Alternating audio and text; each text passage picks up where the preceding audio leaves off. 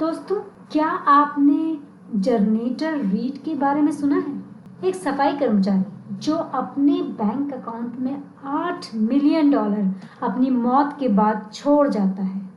हाँ, आपने सही सुना, वह एक सफाई कर्मचारी था। और आपको ये जानकर हैरानी होगी कि ना ही उसने कोई लॉटरी टिकट जीती थी और ना ही उसे ये संपत्ति विरासत में मिली थी। उसने तो बस कंसिस्टेंटली अपनी पूरी लाइफ में सेविंग किया था, जो कंपाउंड होकर के $8 मिलियन हो चुका था। दोस्तों, मोरल ऑफ द स्टोरी है कि आपका अमीर होना आपके इंटेलिजेंट होने से ज्यादा आपके पैसे के साथ कैसा व्यवहार करते हैं इस पर निर्भर करता है। भले ही आपके पास कोई बड़ी डिग्री या कोई डिप्लोमा ना हो, फिर भी आप अपना व्यवहार पैसों की ओर सुधार कर अमीर बन सकते हैं। और आज की बुक मॉर्गन हॉसल द्वारा लिखित द साइकोलॉजी ऑफ मनी इसी बात का एक पुख्ता सबूत है। दोस्तों, क्योंकि हम अपने वीडियो में बुक की पूरी निचोड़ आपके सामने रखते हैं, इसलिए इस वीडियो को आखिरी तक देखना बहुत ही जरूरी है। आपसे रिक्वेस्ट है कि वीडियो को लाइक और सब्सक्राइब करके हमारा हौसला बढ़ाएं। तो चलिए जानते हैं इस बुक के इम्पोर्टेंट लेसन्स। मॉर्गन कहते हैं कि हम इंसान लॉजिकल नहीं हैं, बल्कि हम साइकोलॉजिकल हैं। हम सभी को ये लगता है कि हम अपने लिए बिल्कुल सही डिसीजन ले रहे हैं, जबकि पीछे मुड़कर देखेंगे तो लगता है कि काश मैंने सही डिसीजन लिया होता तो आज मेरी लाइफ बेहतर होती।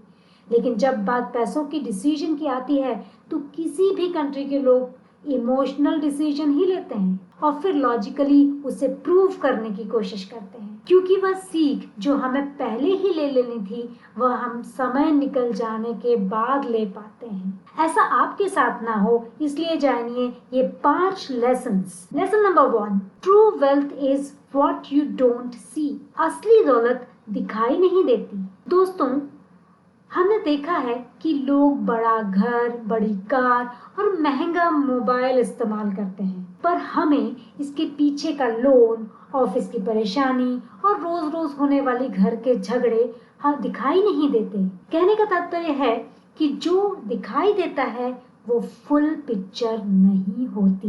दूसरों की महंगी कार या एक्सोटिक वेकेशन हमें आकर्षित करती है, पर अगर हम गहराई से सोचें तो पाएंगे कि वे लोग जो ये सब अफोर्ड कर पा रहे हैं वो प्रेशर में दबे हुए हैं। ऑथर का कहना है कि असल अमीरी वह है जो हमें बिना प्रेशर के आजादी की जिंदगी दे सके और हम अपना समय एंजॉयमेंट करते हुए बिता सकें। मॉर्गन कहते हैं कि अगली बार अगर आप किसी के पास 50 लाख की कार देखें तो ये तो पता नहीं कि वो अमीर है या नहीं, पर इतना जरूर समझ जाएं कि उसके धन का 50 लाख खर्च हो चुका है। तो दूसरों को दिखाने के लिए नहीं, बल्कि अपने सुख के लिए कमाएं। लेसन नंबर 2, यू पे अ प्राइस फॉर एवरीथिंग। आप हर चीज की कीमत चुकाते हैं। अगर आपको एक मोबाइल खरीदना है जो कि 1 लाख रुपए का है, इस स्थिति में आपके पास 3 चॉइसेस हो सकती हैं। पहला कि आप ईएमआई पर मोबाइल खरीद लें। दूसरा ऑप्शन है कि आप आर्थिक स्थिति के अनुसार कोई सस्ता मोबाइल खरीद लें। और तीसरा ऑप्शन है कि आप इस मोबाइल को चुरा लें। तो ऐसी कंडीशन में आप क्या करेंगे? वही जो 99% लोग करते हैं। आप कोई सस्ता मोबाइल ले लेंगे, पर अगर कोई मोबाइल चुराने का फैसला करता है तो क्या वो फैसला गलत होगा? शायद नहीं। ये फैसला मेरी और आपकी नजर में गलत हो सकता है, पर चोर की नजर में नहीं। हमें जो चोरी के नतीजे दिखाई देते हैं वे नतीजे शायद उस चोर को दिखाई नहीं देते। इसी प्रकार अमीर बनने के लिए या तो आप अपने पैसे को हायर रिटर्न्स के लिए इन्वेस्ट कर दें, जैसे इंडेक्स फंड या डायरेक्ट स्टॉक्स। इसके लिए आपको इन्वेस्टमेंट का नॉलेज होना जरूरी है और यह नॉलेज हासिल करना ही इसका प्राइस होगा। दूसरा ऑप्शन है कि आप इस पैसे को किसी सेफ जगह रख दें, जैसे कि बैंक अकाउंट, जो आपको ज्यादा रिटर्न तो नहीं देगा पर आपका पैसा सेफ रहेगा और कम रिटर्न ही का प्राइस होगा। ज्यादातर लोग दूसरा ऑप्शन ही प्रेफर करते हैं, जो हॉस की नजर में मोबाइल की चोरी करने जैसा ऑप्शन है। मतलब लोग दिखावे के लिए ही खर्च करते हैं, ना कि अपनी खुशी के लिए। Lesson number 3, getting wealthy versus staying wealthy. रईस बनाम रईस बने रहना। दोस्तों, अमीर बनने के कई तरीके हैं, लेकिन गरीब होने का एक ही कारण है, पैसों को प्रॉपर तरीके से हैंडल नहीं करना। इसलिए ऑथर कहते हैं अमीर बनने से ज्यादा मुश्किल है अमीर बने रहना, क्योंकि जब किसी के पास पैसा ही नहीं होता तो उसे खर्च करने का ऑप्शन ही नहीं बचता। लेकिन आदमी के पास बहुत सारा पैसा आ जाए तो उसे सेल्फ कंट्रोल सीखना चाहिए। इसीलिए अमीर बनने और अमीर बने रहने के लिए अलग अलग माइंडसेट की जरूरत होती है। तो इसलिए हमें हमेशा एक सर्वाइवर्स माइंडसेट रखना चाहिए। इसके लिए हमें 3 चीजों की जरूरत है। पहली, aim to be financially unbreakable. आर्थिक रूप से अटूट होने की जरूरत है। आपको ये लक्ष्य बनाना होगा कि आप अपने आप को मेंटली और फाइनेंशियली इतना स्ट्रांग बना दें कि मार्केट साइकिल का आपके ऊपर कोई फर्क ही ना पड़े। दूसरा, good plan leaves room for error. अच्छी योजनाएं त्रुटि के लिए जगह छोड़ती हैं। आप जब भी कोई प्लानिंग करते हैं तो उसमें एक बात पर भी गौर करें कि अगर इन्वेस्टमेंट प्लान के मुताबिक रिटर्न नहीं देता है तब आप क्या करेंगे। And the third point, be optimistic about the future but paranoid about obstacles to success. भविष्य को लेकर आशावादी रहें, लेकिन सफलता की राह में आप आने वाली बाधाओं से ना घबराएं। आपको फ्यूचर को लेकर एकदम ऑप्टिमिस्टिक रहना चाहिए, लेकिन हमेशा अपने प्रेजेंट को लेकर भी अलर्ट रहना होना चाहिए।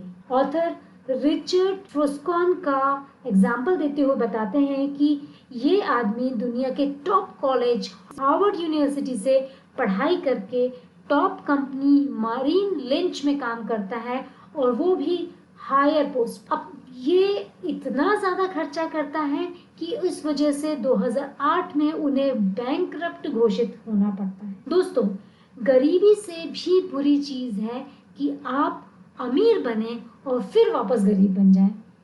इसलिए अगर आप अपने दम पर 1 करोड़ इन्वेस्ट करने में असक्षम हैं तो आप 10 करोड़ भी मैनेज नहीं कर सकते।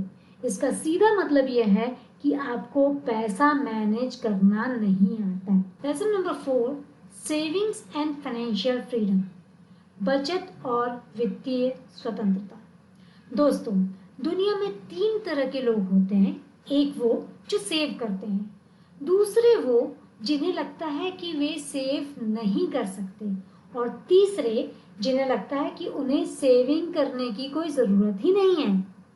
आप तीसरी कैटेगरी में तो नहीं आते हैं, क्योंकि आप यह वीडियो देख रहे हैं। दोस्तों, आपको बचपन से आपके पेरेंट्स ने कहा होगा कि पैसे सेव करा करो, पर कभी सोचा है ये सेविंग्स इतनी इम्पोर्टेंट क्यों है? क्योंकि हर 1 रुपया जो आप सेव कर और इन्वेस्ट करते हैं वह आपका फ्यूचर का वह एक टाइम खरीदता है जो शायद किसी और ने खरीद के रखा था। तो इसलिए ऑथर के हिसाब से अगर आपकी सैलरी कम भी है तो भी आप सेविंग करके अमीर बन सकते हैं। Lesson number 5, timeless advice on money. इस लेसन में ऑथर 6 ऐसी बेहतरीन सलाह देते हैं कि जिससे आप अमीर बन सकते हैं। Advice number 1, independent decision. स्वतंत्र निर्णय। अपने सारे डिसीजंस इंडिपेंडेंट होकर लें, यह सोचकर नहीं कि किसी को दिखाना है या किसी ने किया था इसलिए मुझे भी करना है।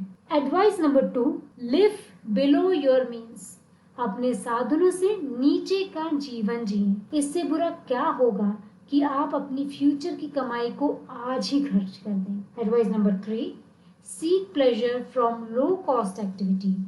कम लागत वाली गतिविधियों में आनंद की तलाश करें। आप एक्सरसाइज करें, खेलें, कुछ नई चीजें सीखें, इन सब पर थोड़ा समय जरूर दें।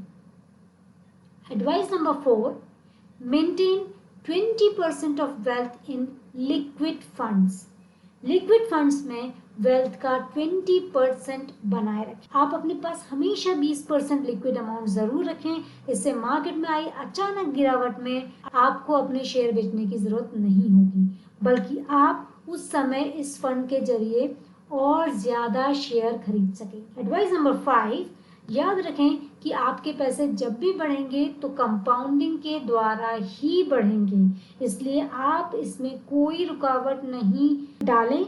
और अंत में हाउस द्वारा दी हुए 3 advice. Advice number 6, financial success के 3 मूल मंत्र। पहला, हाई सेविंग रेट। दूसरा, पेशेंस। और तीसरा, लॉन्ग टर्म ऑप्टिमिज्म। सो दोस्तों, ये सलाह थी मॉर्गन हसल की। उम्मीद है कि इस बुक के लेसन्स आपको पसंद आए होंगे और आप अपनी जिंदगी में इस पर अमल जरूर करेंगे। अगर आप बेटर अंडरस्टैंडिंग के लिए